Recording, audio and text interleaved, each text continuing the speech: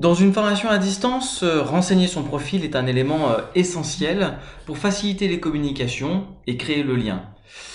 En effet, une photo, un nom lisible, visible permettra de structurer les échanges et de créer le lien.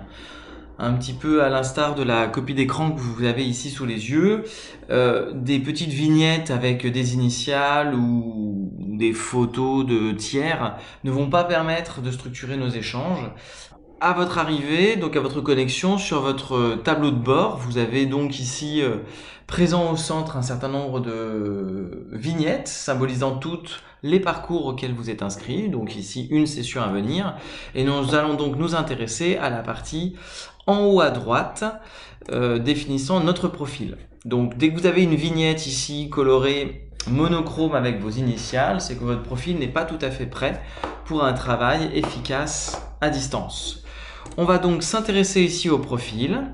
Vous avez donc un récapitulatif des différentes informations que vous pouvez renseigner et je vais attirer votre attention sur la modification du profil et vous demander de veiller à vérifier et renseigner votre prénom, votre nom et votre adresse mail, de définir les autorisations de visibilité pour votre adresse mail et le plus important, l'une des choses les plus importantes, l'avatar de l'utilisateur, c'est-à-dire de définir votre image. Donc rien de plus simple, il suffit ici d'aller chercher dans vos dépôts, hop, donc depuis votre ordinateur et le dossier, par exemple l'image, et de faire glisser l'image que vous souhaitez. Un portrait, un croquis.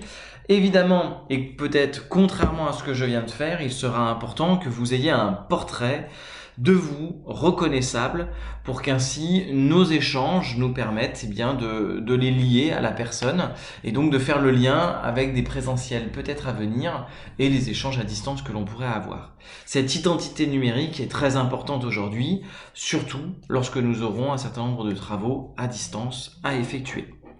Lorsque ces modifications ont été réalisées, il nous suffit d'enregistrer le profil et nous constaterons sur la page d'accueil, visualiserons l'actualisation du profil avec la photo que nous avons choisie.